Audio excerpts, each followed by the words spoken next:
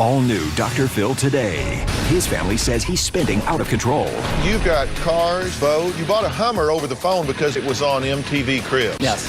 He even pays sticker price for his fancy cars. Your car payments are 68% of your income. No. Oh. Plus, a 4-year-old who would rather shop with her aunt than spend time with her mom. Where do you want to go? Shopping. What are you doing allowing her to do that with your child? And It's come to this. It's me and Pie Boy on the Dr. Phil show. a family member so spoiled, He's a dog. He's my son. she actually chews his food for him. Have you ever been evaluated mentally? Coming up. Let's do it. I want you to get excited about your life. Here we go, in 10. Stand by, camera 6. If it's happening now, we're going to deal with it now. Stand by, Dr. Phil. This is going to be a changing day in your life. Stand by A and roll A. Track it. Go, Dr. Phil.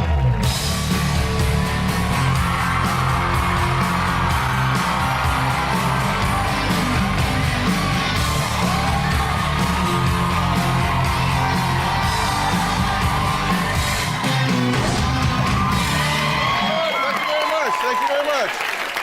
All right, thousands of dollars spent, top of the line cars, designer labels, all sounds great, right? Yeah. Yeah, right. Well, today we've got some people who are fed up with their big, fat, spoiled family member because they say their out-of-control spending has got to stop. Now, Katie says her brother Adam just loves to spoil himself. In fact, it's his favorite thing to do. She says Adam has spent thousands of dollars on boats, Corvettes, top-of-the-line toys, just so he can brag to people that he has them. Now, Adam says, what's the point of buying things that he has if he can't show them off? Adam loves to spoil himself. Since I was 18, I've spent hundreds of thousands of dollars on vehicles. 2 Hummers, 2 boats, 2 campers, 3 motorcycles, Tahoes, Camaros, Corvettes. What Adam purchases is definitely a badge of honor. He is proud of all of his purchases and loves to show them off. Well, that's what spending money's about. Having nice things, showing it off a little bit. I have the same car as my boss. He's got a vet also. The Hummer was so pimped out, how could I turn it down? I couldn't. The camper is sickly ridiculous. But Adam doesn't even camp. I saw somebody who had a better boat than me, so I went out and I had to spend $30,000 on another boat. Adam loves to be able to tell people that he has something better than they do. It's cool to have the same thing as people on MTV Cribs. You know, what am I supposed to do, drive a piece of junk? I think presenting yourself in the right way is very important. When Adam heard that we were going on the Dr. Phil show, he went immediately to the tanning salon and had a woman come over to style his hair. I know something's up when Adam calls me and says, Mom, you promise you won't be mad. And my response is, what did you buy now? Adam's going to the car dealership. I think it's like taking a crack addict straight to the crack house. Car salesmen really don't have to haggle with me too much. I'm like a dream to them. Hey, how's it going? Good, how you been? This is nice. Yeah, this is you. If anybody could drive this car, it'd be you. Adam is impulsive and reckless with his purchases. I think sometimes my sister Katie is jealous of the stuff that I have. By no means am I jealous of his financial situation. I'm probably about $200,000 in debt. As long as I can make the payments, I don't see a problem. I'm very concerned that if he got laid off or wasn't able to work, that he wouldn't be able to keep up with all of his payments. If I made the kind of money Dr. Phil does, I would buy my own plane. Okay. Now, fair representation, right? That's Yes. pretty much a portrait of you. Yes, a nice video, by the way. I like Yeah. that. Yeah, first class, right? Yes, it is. You want to buy it? How much? Yeah. You don't usually ask that, do you? Not too often. So is he just like a kid in a candy store? Absolutely. You saw the video. That was pretty much true to This life. drives you crazy. Well, it drives me crazy out of concern. Yeah. Do you worry at all about the money you're spending? Well, to me, worrying is like rocking and rocking chair. You can do it all day long, doesn't get you anywhere. That's a book I read last night. Self Matters. Yeah. You bought a good book. You've got cars, you've got boats. You bought a Hummer over the phone because the dealership said it was on MTV Cribs. Yes. That's just all you need to hear, right? Pretty much, yeah. You say you won't haggle with jewelers because it makes you look like you don't have money. That's what your sister says. That's what happened. He says if he haggles on the price, that it makes it look like he can't afford whatever item it is. You gotta ask, you can't afford it. You know, we got a saying for people like you in Texas. It's called all hat and no cattle. You ever heard that? Boy, the big hat over there, he ain't got any cattle, he's just got a big hat. But he looks good. Yeah, but he looks, that's all that matters, right? Pretty much, And yeah. you spend more money on your cars than your house because you say you can't drive your house. Correct. Correct.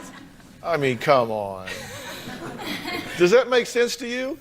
Actually, yeah, it does to me. Why? Well, I like driving around, feeling, looking good, feeling good. When I'm at home, it's just about me and my wife.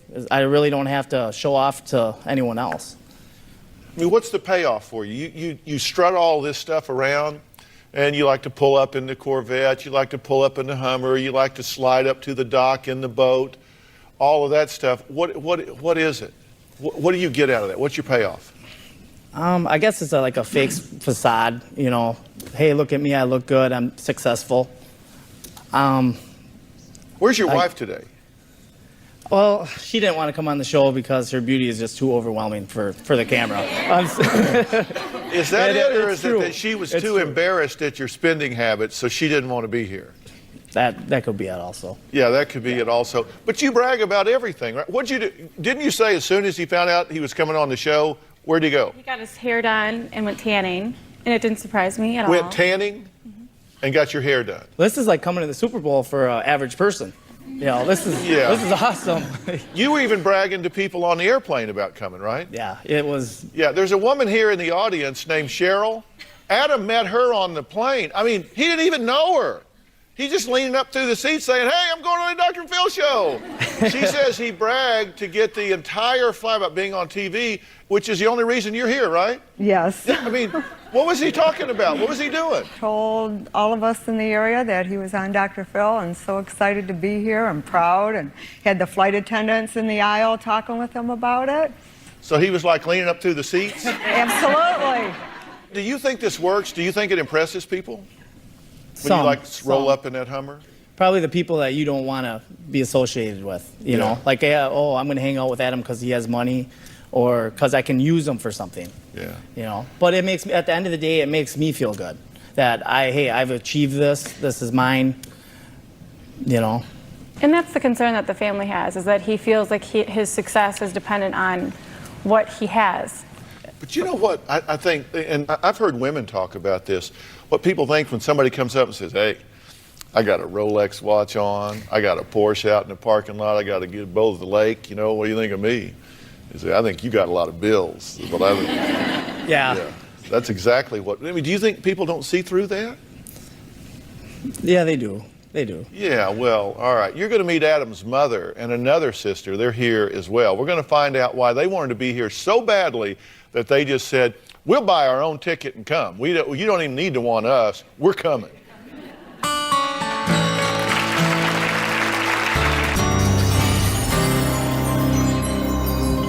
I have a distinct taste for nice things. It could be worse. I could have no taste at all. I was always into my appearance. One pair of designer jeans are better than a week's worth of Levi's. Another example of how image is really everything. Well, today we're talking to people who are highly annoyed with their overly spoiled family member. Now, Katie says that her older brother has excessive spending habits. Adam says it's okay that he's nearly, get this, $200,000 in debt because he's just living the American dream. How does that sound when you hear it? It doesn't sound good when you bring up the numbers, but it's fun. It's fun driving around, having a good time. If you can afford it, why not? You can't. I'm doing it. I'm doing it every day. You're Every not. day I'm doing it. You're getting so far underwater. I did the math. Your car payments are 68% of your income. No. Oh. What'd you pay for that camper? 40. 40 grand? How many times you been camping? Twice. That's 20 grand a night. I know. All right. Katie and Adam's mom, Lisa, and her younger sister, Liz, are here today. What do you think about all this? Well, we're definitely concerned. Does it bother you that it bothers them? No. It does. That's the problem. He calls us and asks asks our opinion about should I purchase a new vet before we bought the vet.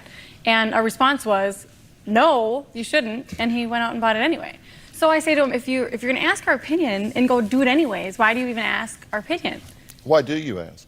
Hopefully one time they'll say, hey, you're doing really good. Hey, I'm proud that you can afford these things. You know, hopefully one time that'll happen. You know, it's better than me, you know, living on the street in a cardboard box. You know, I'm making my payments. I'm going to work. I work every day, you know. Who are you really, though? If you take away all the toys, you take away the Hummer, the Corvette, the camper, I mean, all of the tan, the hairdo. I'm just a guy who likes to work hard and likes to have nice things. Yeah. Because it's image, right? You said these are what the celebs drive. That was your word. Right. You said this is what the celebs drive. This was on MTV Cribs. Celebrities drive this car. I've seen it. Man. You know, honestly, I didn't know till last night. I read your book, and I think it's about routines. I'm trying to break a routine. You know, every day you go to work, punch the clock, do your thing at work, punch back out, turn your brain back on. Okay, now I'm walking in my Hummer. Hey, this is working out. You know, and then I get a new vehicle. I'm breaking up the routine. Well, I know the guy that wrote that book, and I don't think that's what he meant. I don't think that's at all what he meant. I don't think that's even close. But I'm saying, do you really think people think more of you because of that? And why do you care so much what people think? I don't really care that much what people think. It's kind of how I perceive myself. Okay, but all right, I'm with you. Okay. Why do you need that Hummer to perceive yourself as okay? I don't necessarily need that Hummer. It's just I like to have nice things to show that working hard is getting me somewhere. You were on the boat. You were on the lake in a boat for $7,000. You saw somebody with a cooler boat. You took that one back and bought a $30,000 boat because you saw somebody with a cooler boat than yours. Yeah. So don't tell me you don't care what other people think about you, and you don't need that to perceive yourself as cool. Yeah. Everybody wants to look good, Dr. Phil. Everybody. Everybody wants to look good and have nice things. You know, when you're out on a date with a new girl or with your wife or with somebody and you pull up in your nice car, you know, it makes you feel good. I like to open the garage door and look out there at a car that I own. Okay? Because you are talking to the wrong guy. I have never, ever, one day in my life had a car payment. Not one day in my life had a car payment. Because what made me feel good was knowing, okay, that is the car that I had in college. I will admit that. It's not a great car, but I owned that baby. I had no payments. I'd come in and fill her up with 40 weight, and off I'd go. It took more oil than gas, but it got me there, and I owned it. But, I mean, seriously, I felt better about myself knowing that I owned what I had. I didn't owe anybody a dime. And I waited until I could afford it until I bought it. I'm serious. I've never had a car payment, not when I was 16, 20, 30, 40. I've never had a car payment because I refused to go into debt for something that I couldn't afford. I just didn't do it. Right. People say, well, yeah, you can do that because you make a lot of money. No, I paid like $165 for that car. You got robbed. Yeah. Well, he owns one of his vehicles that gives him a license to go purchase something else. Oh, of course, that's just... I have one that is paid off already. It's just burning a hole in your pocket. It did. That's why I had to go buy the vet. Everybody's getting... He could own all of these things that he purchases. The problem is he doesn't keep anything long enough to own it. He could own a Hummer and a couple of them, but they turn over so quickly. But do you ever wonder that you're going to get to a point where you look back and say, you know what? I wish I had that money I wasted. Yeah, I do. But I'm having fun. Work hard, having fun. But you got to have some balance between fun and reality, right? Right. I mean, because it doesn't define you. And honestly, when you walk away, you go to a salesman and pay list for a car. They go back in the office and say, can you believe this guy? He just walked in and bought it. No. He did? Yeah, what an idiot. I told him that's exactly what happened when he purchased the jewelry for sticker price. I said, the guy's going back, they're laughing at the fact that you're paying actually what the sticker says. I mean, at least be smart. If you're going to be caught in ascendancy and define yourself by things, at least buy them smart.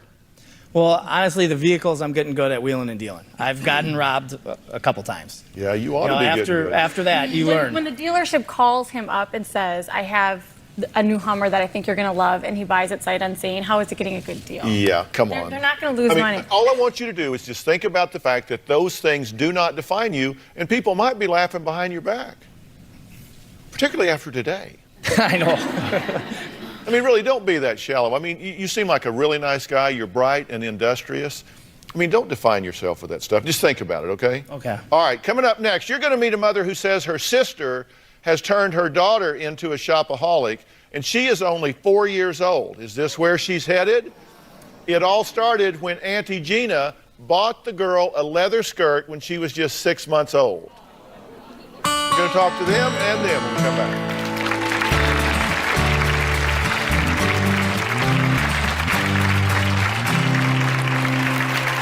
Well, today we're asking the question, how much money is too much money to spend on your family members or yourself? I mean, you don't define yourself with things, but some people try to. Now, Cassidra says that her older sister, Gina, has spent thousands of dollars spoiling Cassidra's 4-year-old daughter, Dawson.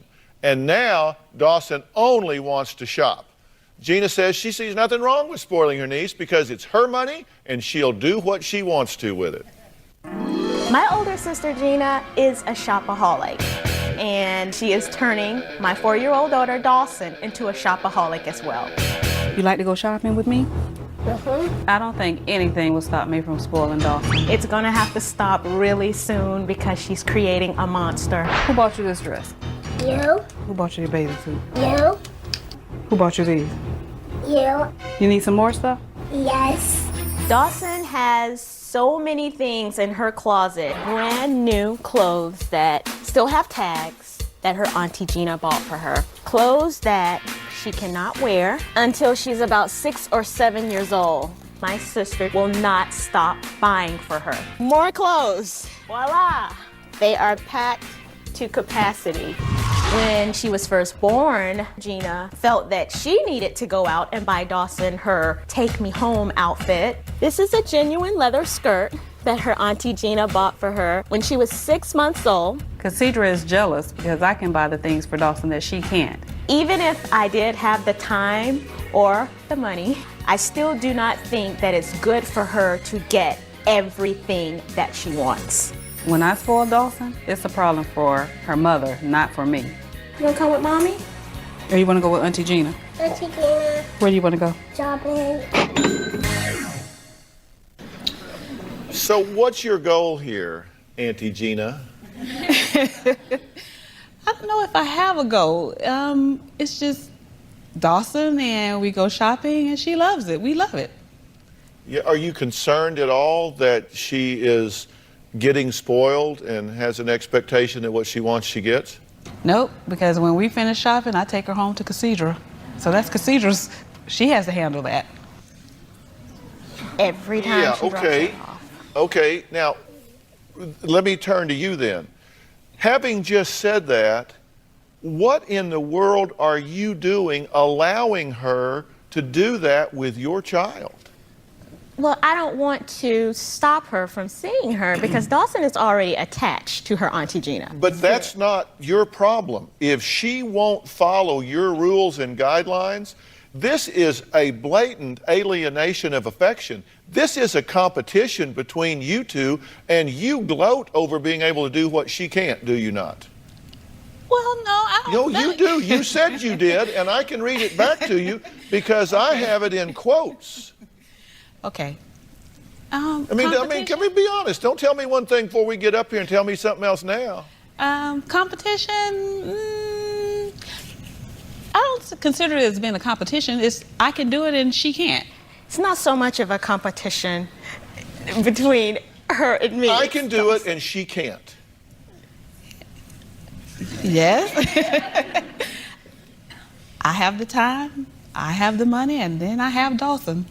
But you don't have sensitivity. Toward Cassidra? Or Yeah. No, I don't have any sensitivity toward Cassidra. You see? That's the thing. No, I see. Do you see? Yes, I do. You just said, oh, it's not really a competition. It's not a competition between her and me. It's because she is Dawson's aunt. So she is allowed to have that relationship with her as her aunt and Dawson being her niece, but there are boundaries that you just can't cross that she's doing. She has, that's right. She has, that relationship is a privilege. It's not a right. And any member of the family, particularly extended family, friends, neighbors, whoever, if they're not being consistent with your goals, your compass on what you want your daughter exposed to, then they have to fall in line with that or take a step back, right?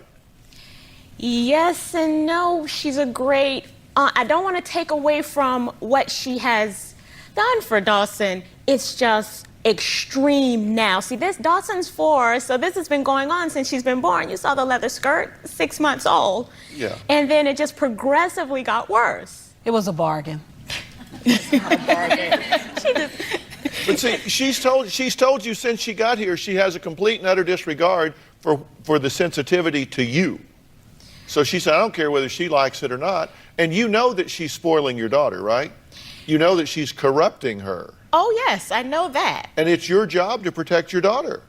I do protect, but at the same time, there still has to be a relationship because she is Dawson's aunt.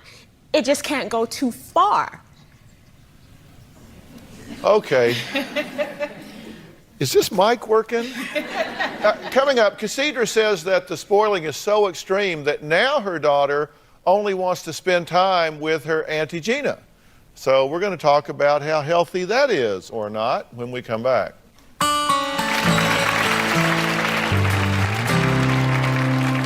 Well, today family members are asking me, when does showering someone with gifts become a problem? If you ask Cassidra, she'll say it became a big problem for her when her sister Gina started spoiling her daughter Dawson the day she was born. She's now 4 and would rather spend time with her Auntie Gina. Gina says she only spoils Dawson because she's always wanted a little girl of her own. If you ask Dawson who would she rather be with, she will answer her Auntie Gina. Dawson, you gonna stay with Mommy today? No, going with Auntie Gina. Dawson wants to spend more time with me than her mother because we have more fun. Gina does not spoil my other 2 children. This is strictly about Dawson. At Dawson's gymnastics recital, Gina presented her with flowers. She said, "That's my little girl. I was not going to let her be seen without any flowers." Gina has a co-worker who told me that she thought I was Dawson's aunt and that Gina was Dawson's mother. When I'm out with Dawson shopping and people think that she's my daughter and they say how beautiful she is, it just makes me smile. I don't correct them. I just take the compliment. But this isn't a competition. Okay, Dr. Phil. Maybe it is getting out of hand. She said, quote, "It's my money. We'll do what I want with it. It is not my problem how spoiling affects you. I'm her older sister. She should listen to me and let me do what I want to do." So, Gina is in a position as an older sister, but that has nothing to do with my child. And as the aunt, Dawson's, again, very attached to Gina, but at the same time, Dr. Phil, which is why we're here, is because I want you, and I was hoping that you could help us to find that happy medium where everyone is happy. I'm trying. I'm giving it the old college try. What about the other 2 children? Do you think that it creates a problem for them when you come in and shower her with attention and time and gifts and all of that, and they're just standing there like ragamuffins? Well, Cassidra has never said anything to me about the other 2 kids. I'm saying something to you now. I'm asking you that. Are you at all sensitive to the impact it might have on them? Haven't thought about it. Well, think about it now. I mean, you're in there putting all this attention on them, and they're just standing there. Watching all the gifts, huh? Yeah. I mean, do you think that would hurt their feelings? Or they would say, what's wrong with me? How come Auntie Gina doesn't like me? Why doesn't she want to spend time with me? Why didn't she bring me gifts? Why doesn't she come to my functions, my events? Do you think it hurts their feelings? Let me tell you it does. And it could, yes. It could, it does. My son has said, he always asks, he'll say, "Mommy, is Dawson going with Auntie Gina? Well, can I just go just to get out of the house?" He says, I don't have to do the girl stuff. Can I just go with him just to get out of the house? And she says, Isaiah, we're gonna be shopping. You don't want to shop, do you? He's 11 years old, so he wouldn't want to go to the mall with us. Apparently he does. He's asking his mother if he can go. He's wanting to be, I think that's cruel. Okay, so maybe I'll try it one time. I think it's insensitive. And I think it is your job. I think it is your job as a mother to say, look, you're not going to hurt my children's feelings. You're going to treat them all the same. I mean, you have a relationship with Dawson, that's fine, but you're not going to hurt my children's feelings. I'm not going to allow that to happen. I'm not going to allow you to pervert her and make her think everything's just about being materialistic. That's your job as a mother. And she said, I don't care what you think. That means she disrespects you as a mother. And you've got to stand up and say, you will not do that. I don't care if she's your big sister. You got to. You're not her little sister. You are your children's mother, and that's where your loyalties lie. And that's the new role. And you got to stand up. Hey, come on, you are an intelligent woman. You know what I'm saying is true. But shouldn't she be happy? What? That's less she has to do. Shouldn't she be happy? That's less she has to do for Dawson. She can be happy if you are doing it consistent with her values. You are treating the children with equality. You're contributing to the situation. But let me tell you, indulgence can get to the point that it becomes a contamination, not a contribution. And that has crossed the line. Okay? So you need to stand up and assert your role as the mother. Okay, yes. Can I spread it amongst the three of them then? That's her decision, to the extent that it does not cause them to become a way you don't want them to become. Right. And you don't do it in a way that, you don't do it as a way that highlights her financial limitations. If you were really doing it for the children, you could say, here, Cassandra, give this to the kids. It's not about me, it's about them having something I want them to have. But you don't do that. You make sure they know it's from you. You make sure they know it's from you, which tells me it's about you as much as it is about the kids. So y'all think about this. All right, coming up, you'll never guess who my next guest spends all of her money on. This spoiling made her ex-roommate so sick he had to move out. We'll be back.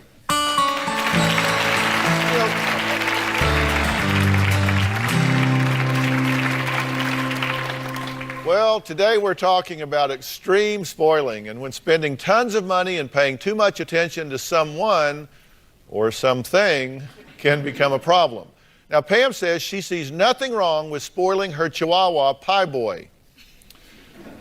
She admits that she spent at least $10,000 on him, has never let his paws touch the ground, and will give him her bed while she sleeps on the floor if he feels the need to stretch out. It's come to this.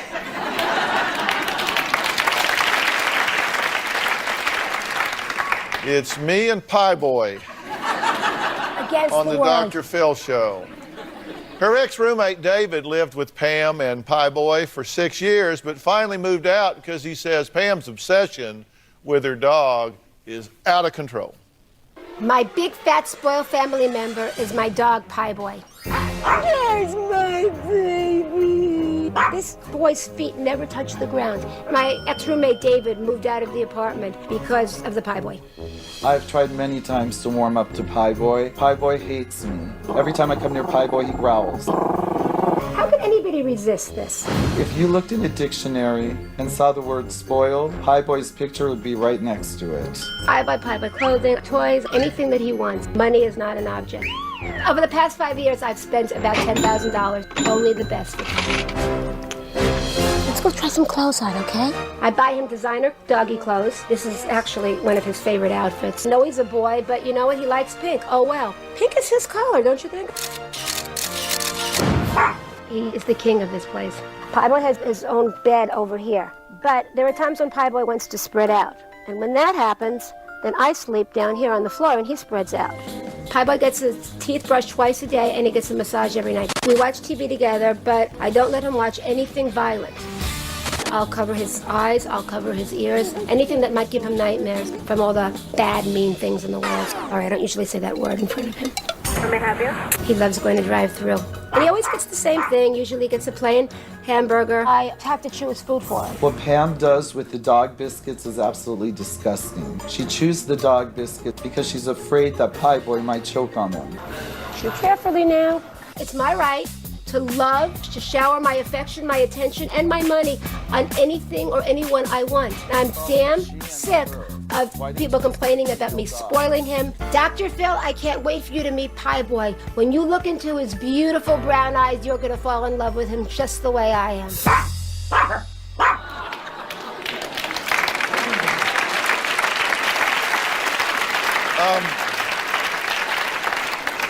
Okay. We say there, pup. So you're serious. Oh, absolutely. You said you wanted to bring Pie Boy to the show today, and you bought him an outfit for the show? Well, I bought him a few outfits for the show. And this is the one he chose that he wanted to wear on. Yeah. What do we got going on over here? Have you not taken him to the dentist? No, I did. I took him to the dentist. Here's the thing. I won't take him to a dentist that'll put him out to clean his teeth. Yeah. So I went to a special dentist that wouldn't put him out. I brought him in there. He wanted to put braces on him. And I couldn't see putting braces on my sweet little baby. No, that would be ridiculous. So many kids have such a hard time with the braces and the food getting stuck. I didn't want that to happen to him. You don't want to be ridiculous. No, of course not. And I also didn't want to put him through the trouble of getting, the food stuck in his teeth. That would be terrible. And you brush his teeth, right? Twice a day. Twice a day. Oh, he's smiling. I think he likes you. Yeah. And you cover his ears if there's something violent on television? No. We don't watch anything violent on television. We don't watch violent news. We don't watch anything violent. But being you and Pie Boy. Because you think he's smart enough to know? Well, of course. I don't want him to think this is a bad world that he's growing up in. I want him to think he's growing up in a nice... He's a dog. He's my son. He's a dog. He's my son. He's a dog. You think he's smart enough to know what's on television? Absolutely, of course. If this dog laid on his back and peed in his own face, he wouldn't know where it was coming from. And your point is?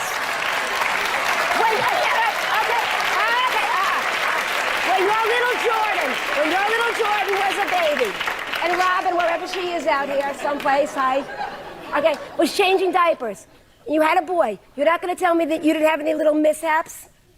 That didn't make him any less of your son. What? I'm saying when your little Jordan was a baby, and Robin had him on the changing table, changing his diaper, and boys pee up. You're not going to tell me that he didn't have any little mishaps. I changed all the diapers. Oh, it's fine. Then you're not going to tell me that he didn't. No, he didn't. No. I changed the diaper one time. Never. All right, coming up, Pam has another dog, Lizzie, who she calls Pie Boy's pet. He wanted a dog. I gave him one. Why doesn't she spoil her other dog, too? We're going to ask her that when we come back.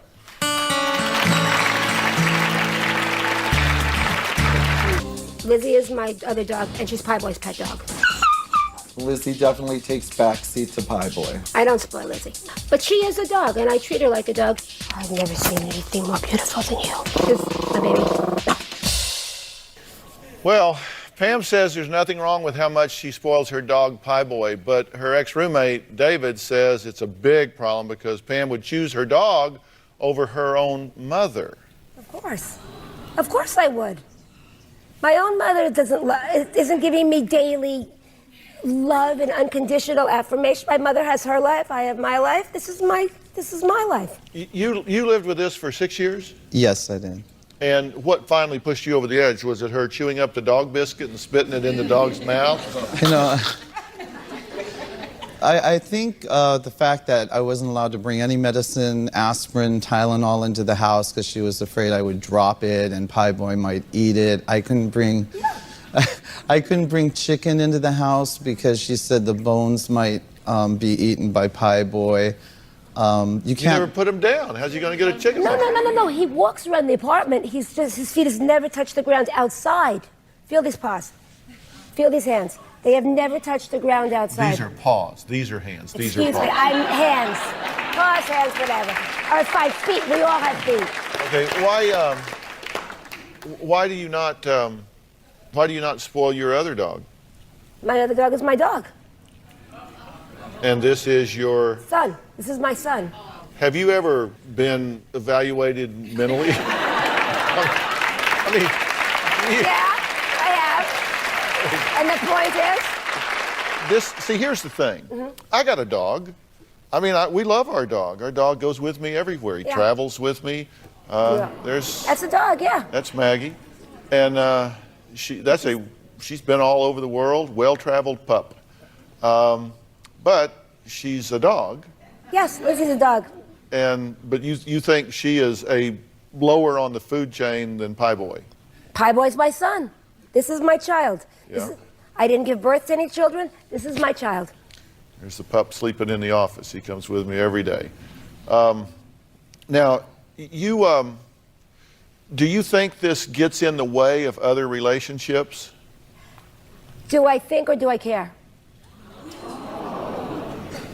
Do you think? Yes, it absolutely does.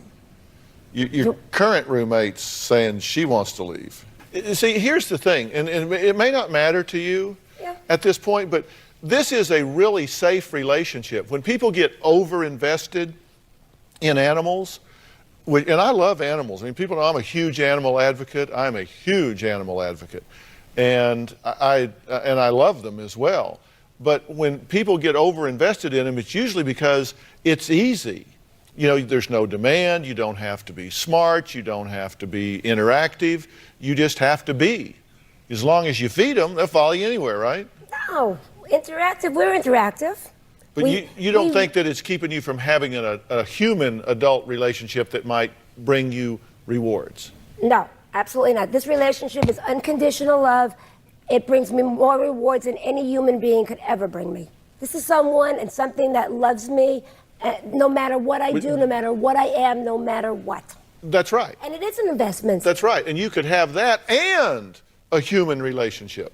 But the human relationship would interfere with my relationship with him. I think you should stick with it. I think you're right, Dr. I do. Phil. I think it works for you. It does work for us. And I think it wouldn't matter what I said. Pretty much true. All right, we'll be right back. Talking about excess, overindulgence, and being spoiled. After chatting with Pam and Pie Boy, I take back half of what I said to you.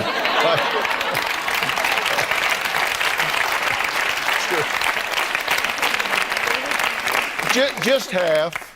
Yeah. Just half. The part about defining yourself with things, that sticks.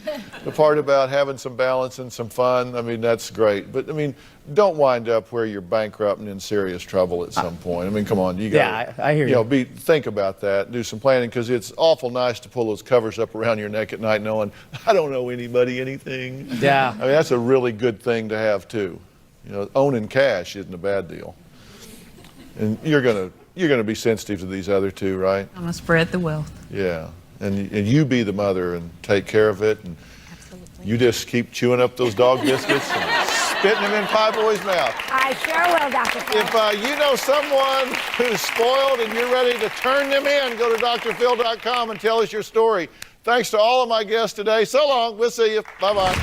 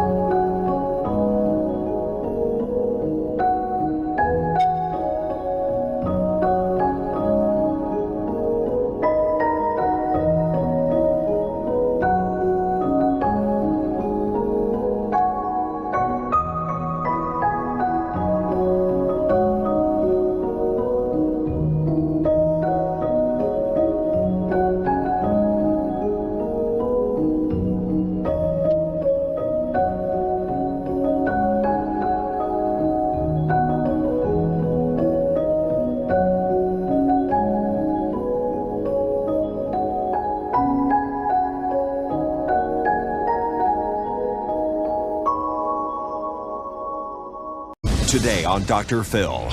What do you think happened to your mother? They said that my dad killed her. Their mother vanished. Kimmy has not been found, either dead or alive, and no arrests have been made. Their father under suspicion. Why haven't they arrested him for this? Their baby brother, an innocent victim. Mike pulled out a buck knife and he said, now I'm gonna have to kill the baby. Did he kill his own son? Now, the daughters speak out. Do you think he had something to do with your mom's disappearance? If he was able to do it to my brother, he probably did something to my mom too. Plus, the woman who claims he confessed to her. He said, I'm gonna tell you what I did to Kim. I know things are tough out there, but we can do this. If it matters to you, that's what I want to talk about. 10 seconds to air. We love you. Well, thank you. This is going to be a changing day in your life. 6, ready, camera 5. 3, take track. Go, Dr. Phil. Let's do it. I want you to imagine something for me. Imagine growing up without your mother. One day she just vanishes, and you hear people whispering that your dad was somehow involved in her disappearance. Now think about it. Think about your own mother. And think about the fact that there is someone that never got the chance to know their own mother, never got to know who she was, what she smelled like, the sound of her voice, what her favorite things were. And they don't even know if she's dead or alive. She just disappeared. Well, today we're going to go in depth with a story that will break your heart. It will make you stop and hug your children. It will make you seek out and hug your mother. It will make you not take things for granted. It's a shocking story that has had a ripple effect on so many generations, from the children to the parents to the grandparents. And all of them have asked for my help. Now, we're talking about Kimberly Medina. She went missing when her girls were just 2 and 3 years old. Now, 14 years later, Kimmy's father, John, has never stopped looking for his daughter, but feels that he may have made a huge mistake with his granddaughters. Back in October of '96, my son-in-law told me that my daughter Kimberly walked to the nearby gas station to get a pack of cigarettes and she disappeared. Kimmy and I were super close. She was a great sister. I had a choir concert and Kimmy was supposed to be there that night. When Kimmy first didn't show up to the concert, we knew something was wrong immediately. The day before Kimmy's disappearance, she told her immediate supervisor that her husband Mike had threatened her, and if she was so much as 10 minutes late to work, to call the police because she feared for her life. I was certain of foul play then.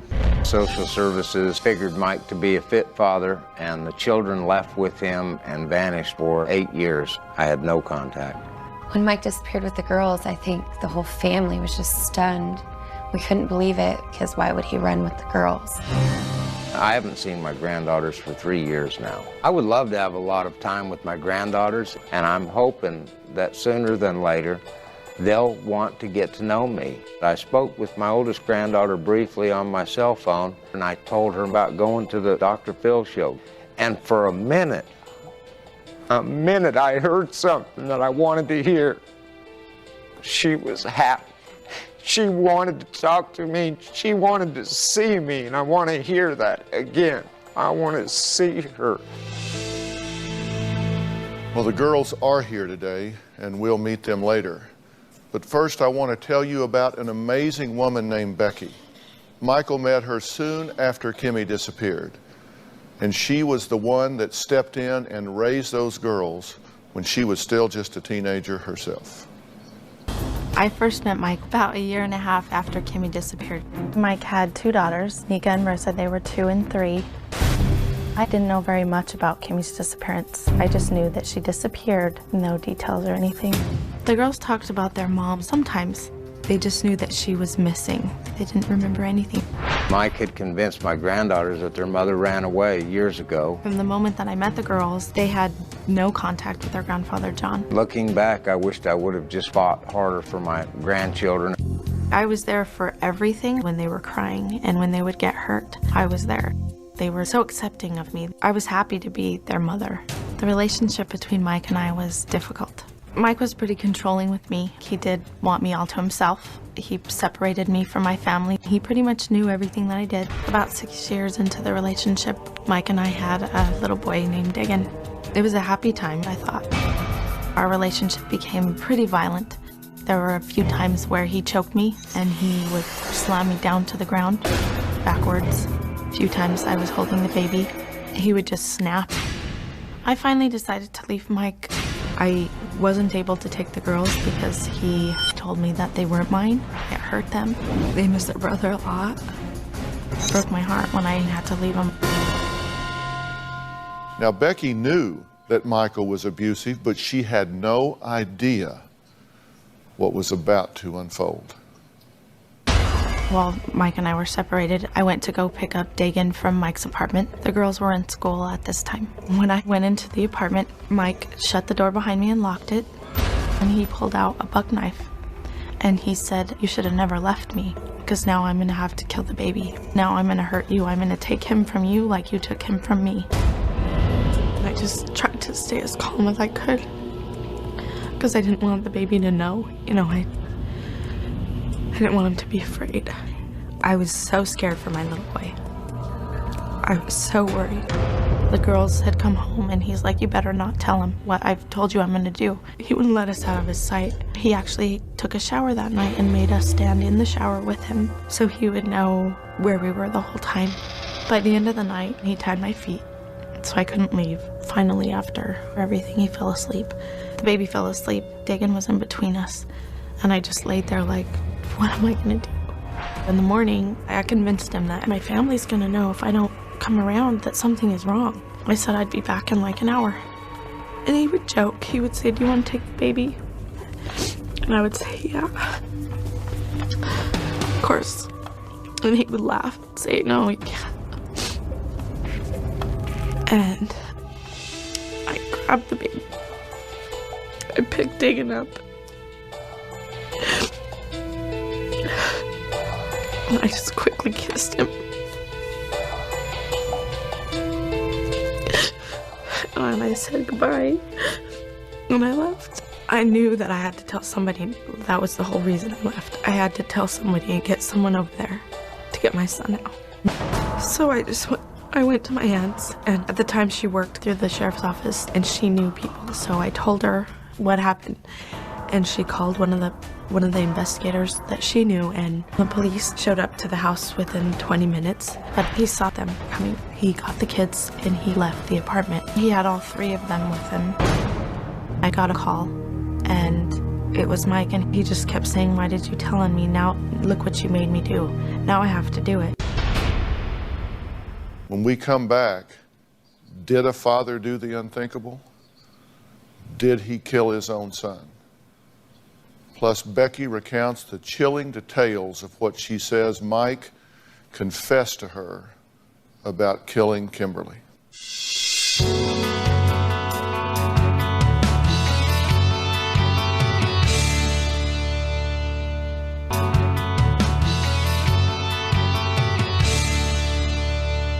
We're talking today about a story so horrific that it's hard to wrap your head around.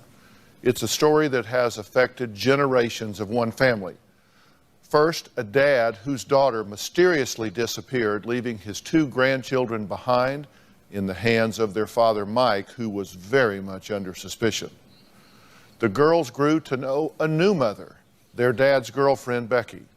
She raised the girls for 7 years before having a baby boy with Mike named Dagan. Now, soon after, Mike became violent with Becky, and when she tried to separate from him and take their son, he threatened to kill the little boy. Here's what happened. I got a call, and it was Mike, and he just kept saying, "Why did you tell on me? Now look what you made me do. Now I have to do it." And then they went to a park to play, and then they walked into this field. He was talking to me on the phone. I had no idea that they were there. He let me talk to the baby. I would say, "I love you." He would say, "Mommy, like, you're Mike." He he was prompting him to say goodbye. He said, I love you. And he hung up. Mike made the girls say goodbye to Dagan, and he just told the girls that he was gonna run away with him and that he wouldn't see them for a long time. They kept begging him to let them go too. And he wouldn't let them. He gave him a note with numbers to call, to run back into town and call for someone to come get them. And he made them say goodbye. They ran as fast as they could back into town and called their uncle, and he came and picked them up. A couple of hours passed. One of the officers came in and told me that a farmer saw Mike dumping a body in a field. There was a murky pool of water. The police had told me then that Mike had drowned Dagan. I have to cope with the idea that he's never coming back. And I have to try to help the girls understand that he's never coming back again. It's really sad for them. They struggle with that like every day. Well, as if that's not enough, there's something else that haunts Becky about this horrific day. And those are the chilling details that Mike gave about what he says happened to Kimmy. I had gone over to Mike's apartment to pick up the baby. He said, you should have never left me. And he kept saying, I'm not afraid to do something. I'm not scared because I got away with it once. I'm gonna tell you what I did to Kim so you know that I'm serious. So he told me that he went and dug a hole somewhere. He went to go pick her up from her job, and the girls were with him in the car. They got to the spot, and the girls stayed in the truck. And I guess when he got out of the truck, he said he slid a baseball bat down the back of his jacket, and she didn't see it. He said he stepped behind her, and I guess he pulled out the bat, and he just swung and he hit her. And she fell down, and he kept hitting her. He said he picked her up and he laid her in the hole he had dug. And he started to bury her, and he noticed that she was looking at him. Mike told me he got down in the hole and he turned.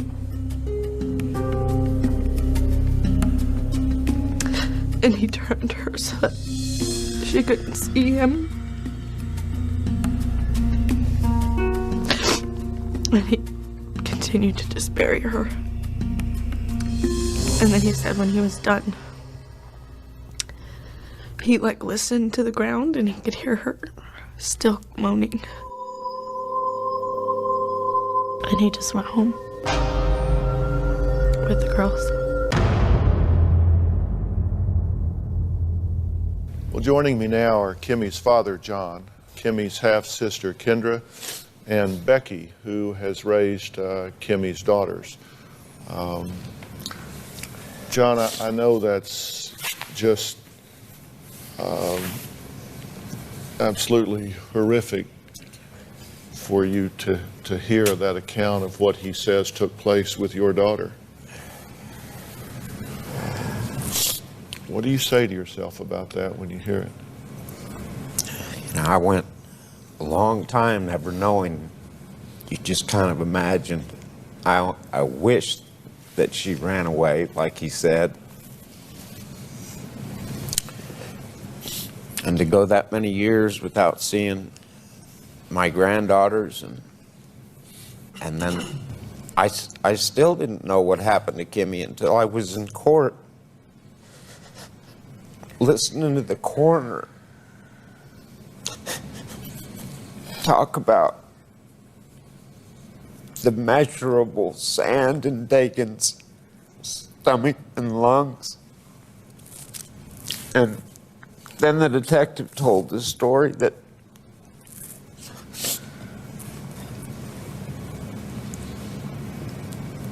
nobody should have to go through this. And why haven't they arrested him for this?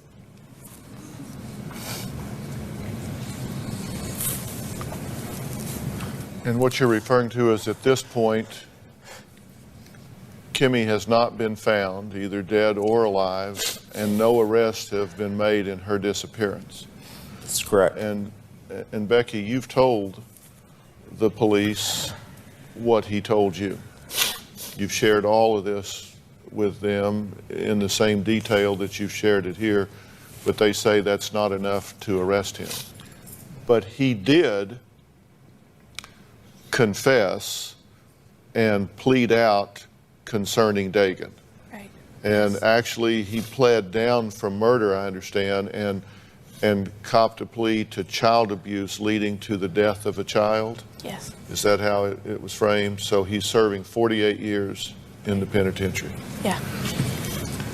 Up next, you're going to meet one of Kimmy's best friends. And you're going to find out what she says the girls told her right after their mom went missing. And later, I met with Kimberly's daughter, Nika, now 16, and Marissa, now 15. We're going to see how they're doing as well. We'll be right back.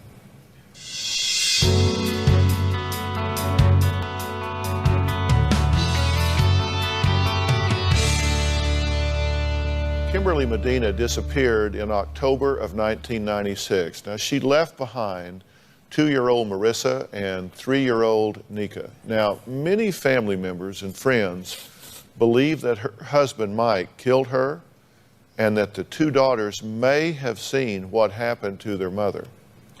Now, while Mike was a person of interest, Kimberly's best friend, Sabrina, got custody of the 2 girls for a few weeks. And one day, Nika brought Sabrina some crayons and asked her to draw a picture for her. Now, Sabrina is joining us via Polycom video. Sabrina, thank you so much for joining us today. You're welcome. So tell us about this, this point in time when Nika came to you with crayons. What did she say and what did she ask you to draw? Nika used to call me her aunt, so she came up to me and she said, "Auntie, can you draw a picture? I'm trying to find my mommy." And she brought the crayons and the paper, and I asked her what to draw, and that she told me to draw a truck. She couldn't explain the trailer, she just actually told me to draw on the back of the truck, and that's where Mom was.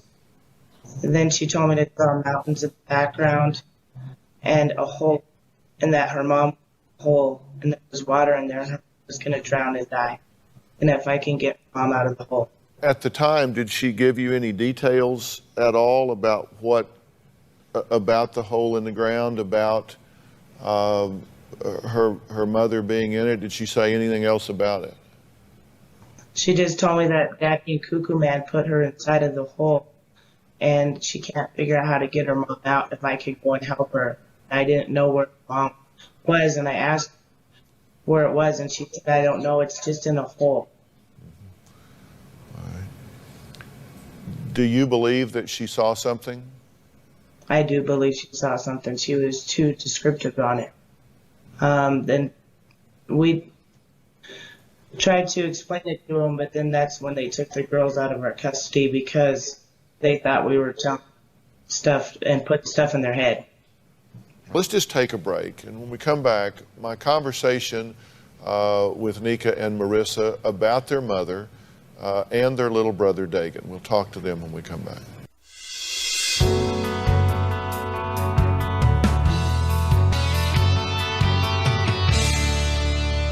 Well, Nika and Marissa's mother disappeared 14 years ago.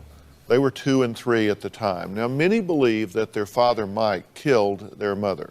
Now, I say many believe that because he hasn't been charged with it, he hasn't been convicted. He is, however, in prison on a 48-year term associated with the death of his son, Dagan. Now, the girls are now 15 and 16. Now, I met with the 2 of them yesterday.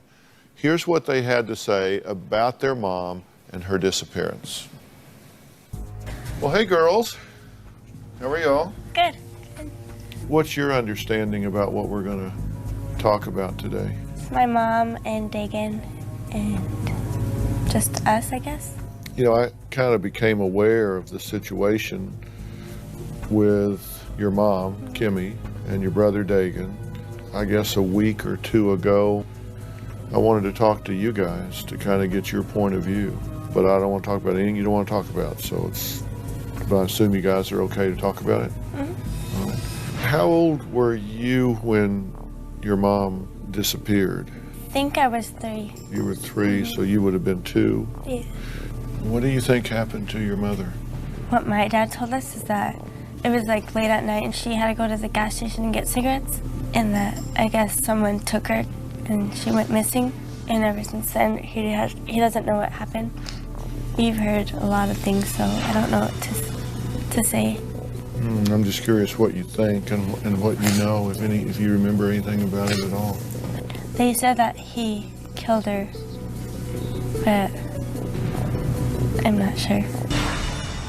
Tell me about Sabrina. We still keep in contact. Like, she'll talk to us here and there just to ask how we're doing.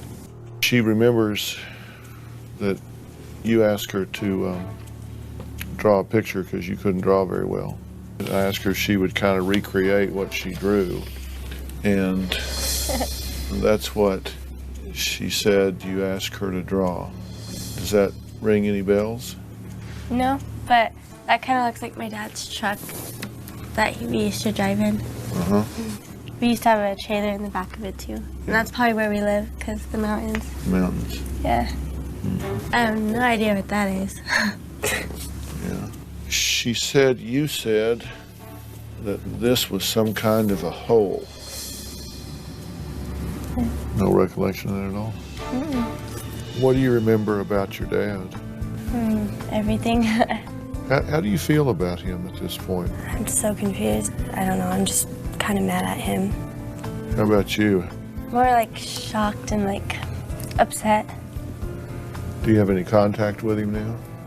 A little bit, but not much. Do you want to talk to him on the phone? No. Yeah, how about you? Yeah, I do. I want to. I was more of the daddy's girl. Okay, now, how do you feel seeing the girls? They're growing beautiful. right up, right? They are gorgeous. Yeah. Are you surprised to hear her say she doesn't recall the picture in any way? No, but I'm very relieved actually that she doesn't, because I think it's just that much more of a horrific thing for her to go through if she would have really recollected what happened the way Becky explained. You mentioned about there being pink on a figure, a body. What do you recall about that? Why do you remember that? It was about the second week after Kimmy had disappeared, and we were babysitting the girls for Mike, and Nika was with my wife in our bedroom, and she evidently looked over the back of the bed and looked at my wife and said, "Mommy's pink and in a hole, and Cuckoo Man killed Mommy," referring to their dad as this person. That's the day that a lot of the authorities came in, and it was the last unsupervised visitation I'd had before they vanished. You want to know if he's done this horrible, horrible thing, you want him to tell you where your daughter is? I would love that. I feel it's only, like a human thing to do. Why would you not want to? He was married to her. It's his wife. Why wouldn't you want to bury her? Well, and I want you to know that we are making substantial efforts for me to get to talk to him in prison in Colorado, and I am going to try to do that, and I'm going to try to do everything I can to get him to tell us what he knows. I'm going to sit down with him and do what I can to get him to tell me where Kimmy is.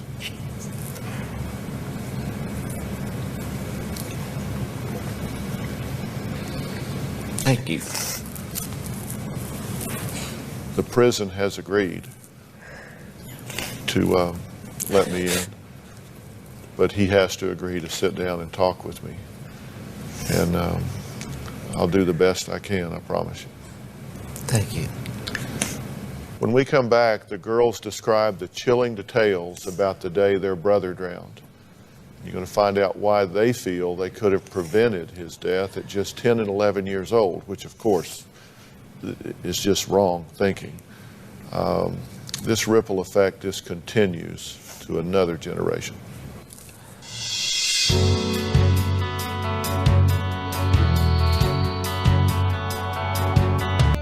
Monica and Marissa's mother disappeared 14 years ago. Now, they were 2 and 3 at the time. Now, many believe that their father, Mike, killed their mom. Now, Mike had a son with Becky, the woman the girls now call Mom. And when the girls' brother, Dagan, was just 16 months old, Mike told the girls to kiss him and say goodbye. A few hours later, his body was found in a field.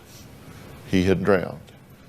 Now, this devastated these girls, as you can well imagine. We talked about it yesterday, and I did this outside the presence of the audience because I just felt like it was better that we had a private sit-down.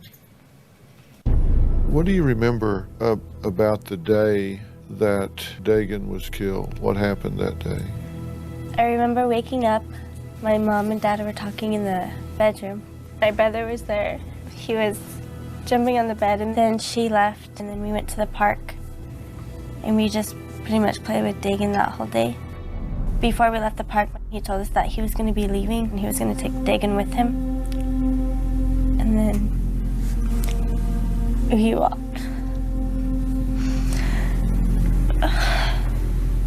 We went to the field, and my dad talked to my mom on the phone, and he was yelling at her and stuff. And then my dad told us that we should probably start going back and call my uncle for a ride, but that if we had, but we couldn't tell my uncle where he was. And then he told us both that we should give them their last hug for a while because he won't see us for a long time. And then he told us to walk back, but when we start walking back, not to look back. So me and Marissa were like, okay, that's kind of weird. So we hugged them both, and then we started going back, and we both didn't look back. And then we called my uncle. We told him to come get us, and then when my uncle came, he asked us where my dad was, and we were both like, we don't know where my dad went, because we were scared that my dad would do something, like, I don't know, like we'd get grounded or something if we told. We drove around for a while looking for my dad, and we both knew where he was. We were just scared to say anything. And we went to my uncle's house, and right when we got there, all kinds of cops were there. And then they took us in a cop car, and we went back to where we lived at the time. My mom was there, and we saw her crying. Then finally, they told us that my brother died, and that they think that my dad probably did it. Did your dad do it? To tell you the truth, I have no idea. Like, I want to say he didn't, but there's a little bit of me that says he did. I don't know, I think he did, but it's kind of hard to believe that he did. Because, I mean, he was a good father, I guess, you know what I mean?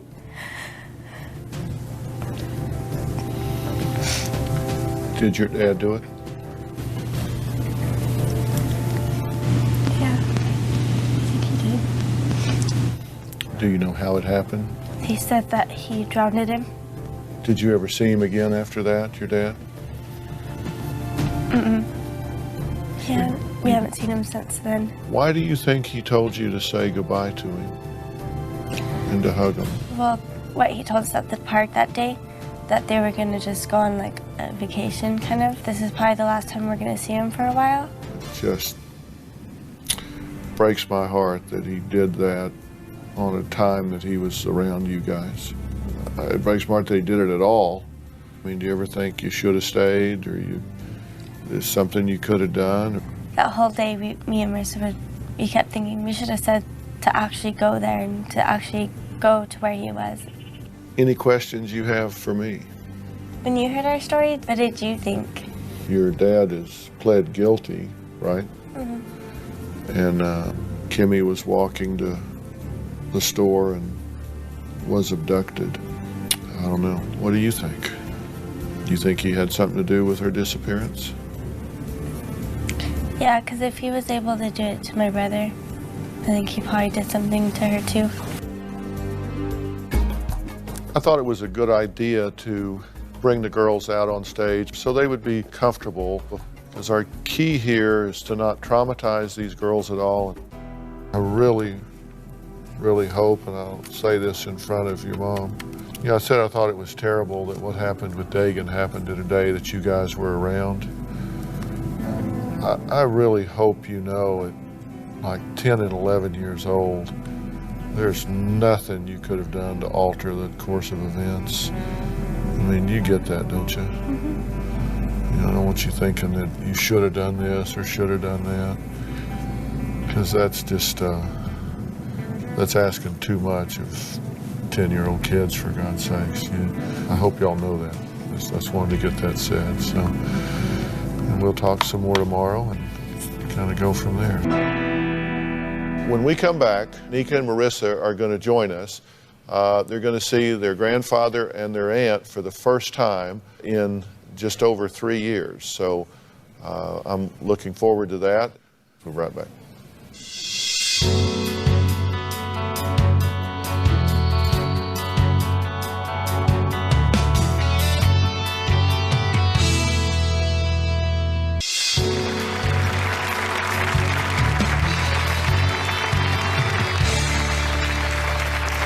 John's daughter, Kimberly, disappeared 14 years ago. She had 2 little girls, Nika, then 3, and Marissa, then 2. Now, John and his daughter, Kendra, Kimberly's younger sister, have not seen the girls in over 3 years.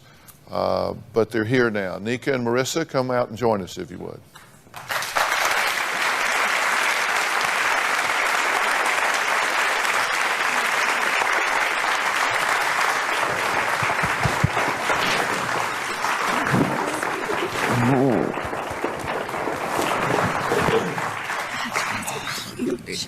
Hey, girls. Have a seat right there. You got to kind of run and jump up. So, how they look to you there, Granddad? Beautiful. Yeah. Very beautiful. Kendra, what do you think? I just can't believe how big they are. Yeah? So pretty. They're growing right up. Well, do you feel like you're on display here? You haven't seen them in like 3 years, and we bring you out here in front of everybody. So you guys went a long time without seeing your grandfather and without seeing your aunt as well. How do you feel about these guys? I mean, is this a relationship you would like to have in your lives? I mean, this is kind of, and the reason I ask that is because this is kind of the connection to your biological mom. I mean, I know this is your mother here, and we're all so proud of Becky and so grateful for what she's done with y'all. But these are the connections to your biological mother and Kimmy. What's your thought about all that? I love them both. Yeah. And you're happy to have a relationship with these guys? Why? Because they're family too. Yeah. And Marissa, how about you? Yeah. You have to make a sentence here. You have to say something. She's the quiet one. She's the quiet but tough one. She's quiet and strong. But are you glad to see your grandfather and your aunt? Yeah. Yeah. Why? It's been a long time since I've seen him. Yeah, it's been like 3 years. So what do you hope to have in relationship with these girls? Occasional phone call every now and then would be great. Yeah. Some vacations. Just something together time. Yeah. Good time. See, grandparents have a mission in life, and that's to spoil their grandkids. So this could work out really well for you. This could work out really, really well. So you could let him spoil you and take you places, and I think it would be really good for your history across time to kind of have this connection here. Why did you want to talk about this and be part of this process? Why was that important to you? I guess to let everybody know our story, I guess. Yeah. Do you talk about this much with your mom? Yeah, sometimes, not really. Yeah. No. Yeah, sometimes not really. That didn't come from our side Well, of the family. I talk about him a lot, but it hurts to talk about him still. Yeah, it still does. And you know, there are times that even though you may not have a lot to say, that mom there just maybe needs a big hug through all of this as well. Because this has been really hard for her, but yet she's been real busy with you guys. So it seems like the three of y'all are working this out really, really well. And I think you're really blessed in that regard. We're proud to have met y'all and proud to know you. We'll be right back.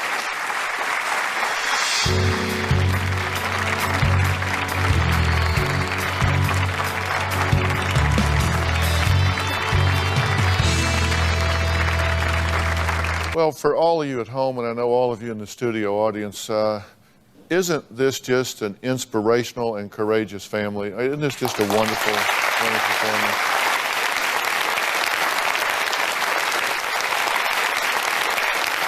If you have any information regarding the disappearance of Kimberly Medina, please contact investigator Paul Goodman with the Attorney General's office in Colorado. It's 303-866-5331, and we'll have that on the website. It's 303-866-5331. Now, for more information about the show and the case that we've been talking about and anything associated with this, you can go to drphil.com, and we'll stay in touch with you guys. You know that I'm working with my staff here, efforting to get in front of Michael and try to persuade him to do the right thing here and bring some peace to this situation. And we'll stay in touch with y'all. Kendra, it's so good to meet you. You two, you missed school today. I'll give you a doctor's note. Thanks for being here. So long.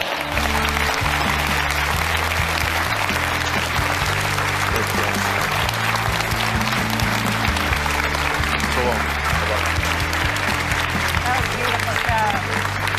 Beautifully done. That was such a beautiful show.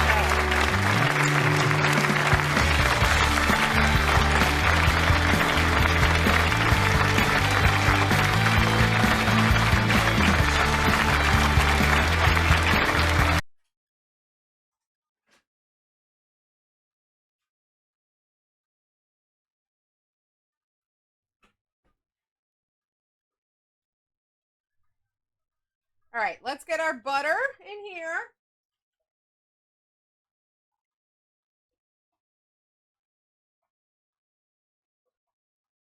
How much?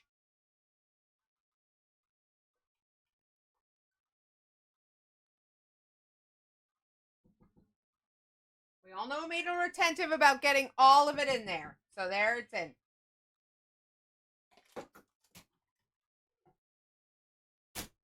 All right, that's 170 grams of, what was that?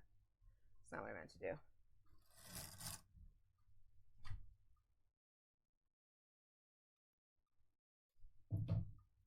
Now we need 100 grams of granulated sugar.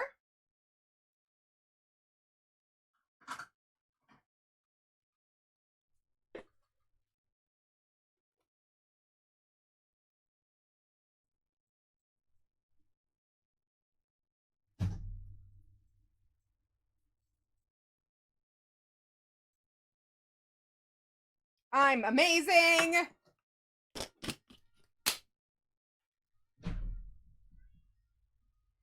And now we need 100 grams of light brown sugar. It says soft, but it's as soft as it's gonna be, dude. Got my brown sugar bear in there.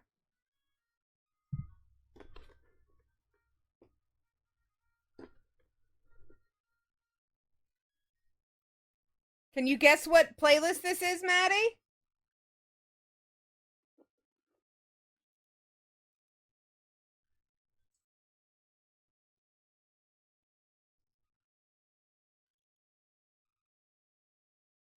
It's the Cowboy Songs playlist that we used to add to when Cowboy was able to play more music.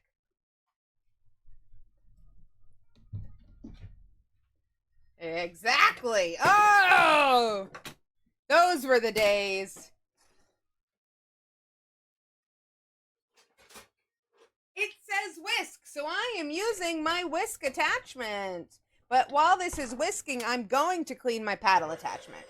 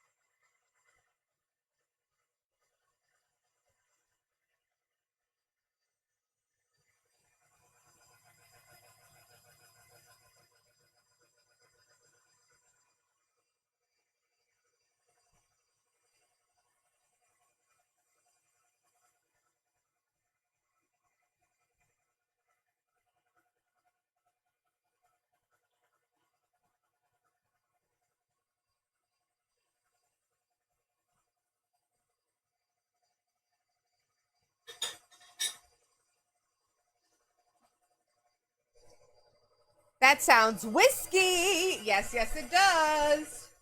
We'd like to take whisks around here, though. All right. We like some whiskey business.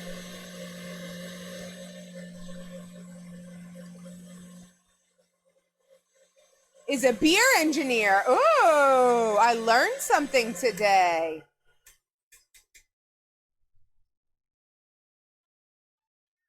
I'm gonna give this a little more time.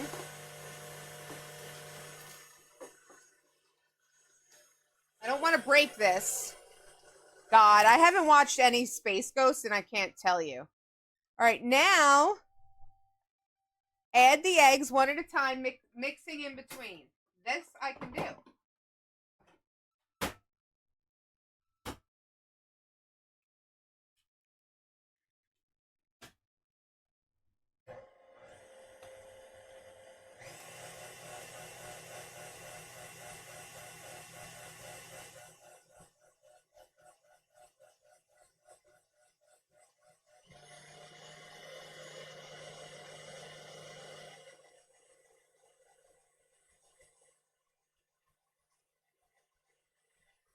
That looks like a nice mix to me.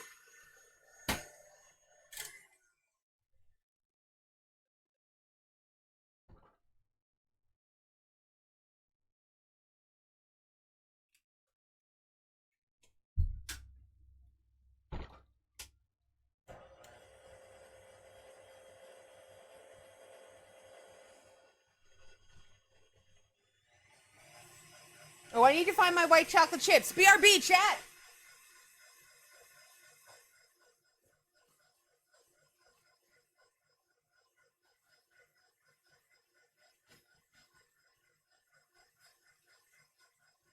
I knew I had them.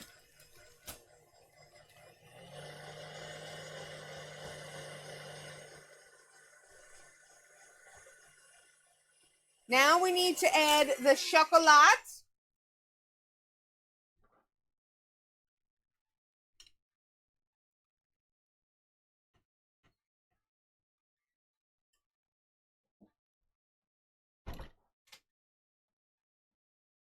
No! God damn it.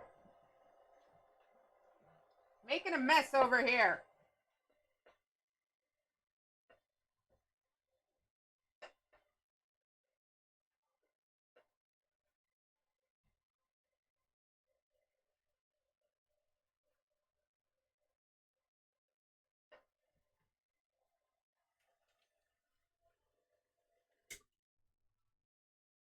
And for any of you who were worried, don't worry, my fridge is still a disaster zone.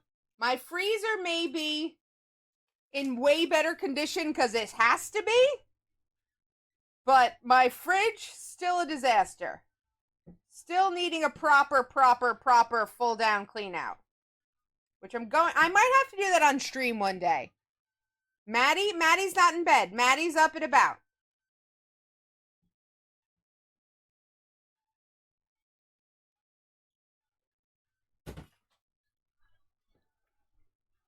Maddie's not a late sleeper inner, unless she's exhausted.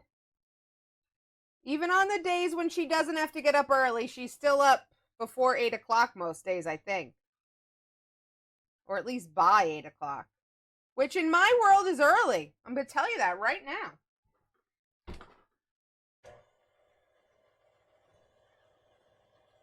Though I did just put my pajamas on, I love that. I figure the dogs get you up a bit early anyway. They must be used to getting up early for the days you have work. Right? You did 6:30 for fun today, which is still late for you. Mabel still tried to wake you up at 5. How dare she? Mabel, don't you understand what a weekend is? Oh, you don't? You're a dog? You don't understand what a weekend is because you're a dog and that doesn't exist? Every day is a weekend to a dog?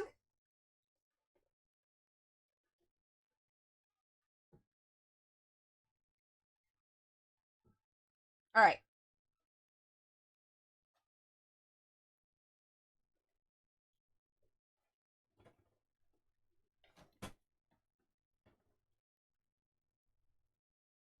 All right, now we need 30 grams.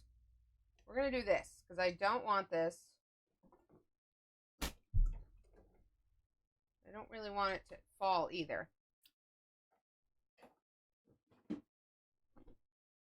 Hey, guess what? I love both of you. Funny how that works. All right, we got to be careful with this. We need 60 grams. Nope, hold. Please hold. 60 grams, no, 30 grams, 6 tablespoons, 30 grams of all of cocoa powder. We have to go slow.